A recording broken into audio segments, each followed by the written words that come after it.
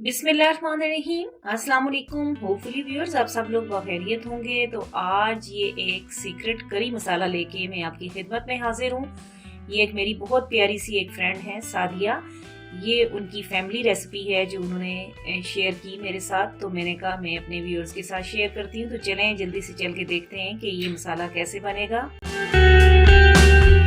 बहुत ही सिंपल से घर में मौजूद मसालों के साथ ये सीक्रेट करी मसाला हम बनाने जा रहे हैं। और यहाँ फ्राइंग पैन मैंने लो फ्लेम पे रखा हुआ है और क्वांटिटी मसालों की साथ साथ मैं आपको बताती हूँ। तो सबसे पहले ये साबुत धनिया मैंने ले लिया है और 5 टेबल स्पून मैंने लिया।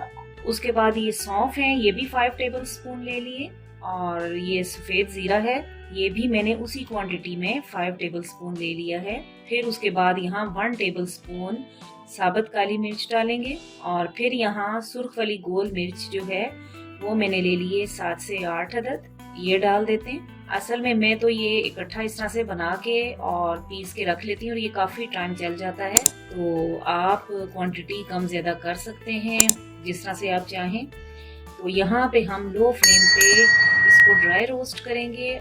इस मसाले को बहुत सी चीज़ों में हम डाल सकते हैं। कोई दाल बना लें या मसालादार चने बना लें या कोई सब्जी बनाते हैं तो ये आप डालें उसमें, तो टेस्ट तो उसका ये इन्हेंस करेगा ही। लेकिन ये ऐसी दालें या ऐसी सब्जियां जो डाइजेस्ट होने में थोड़ा टाइम लेती हैं या प्रॉब्लम करती हैं, उनके लिए बहुत ज़बरदस्त है ये मसाला। इसको ज़रूर बनाएं और इस्तेमाल करें। तो ये देखें कलर इसका चेंज हुआ है, बस इतना ही हमने करना है।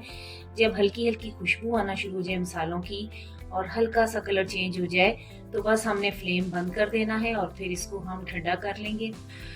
तो यहाँ पे मसाला हमारा ठंडा हो चुका है, तो अब इसको बस हमने ग्राइंड करना है। तो इसको आप डालें ग्राइंडर में और इसको पीस लें।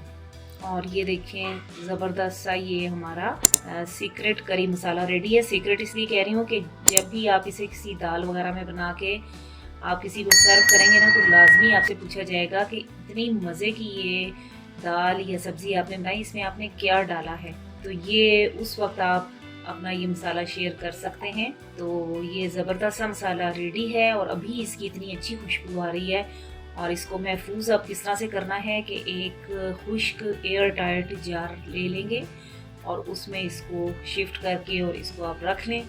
और फिर ये काफ़ी लंबा टाइम आपका जो है वो ये चल जाता है। मेरा तो तकरीबन ये जो मैंने बनाई है क्वांटिटी, तो ये तकरीबन 1.5-2 महीने आराम से निकल जाते हैं इसमें। इसके साथ ही इजाज़त चाहूँगी, दुआओं में मुझे याद रखिएगा। मिलते रहेंगे न्यू वीडियोज़ न्यू रेसिपीज़ में।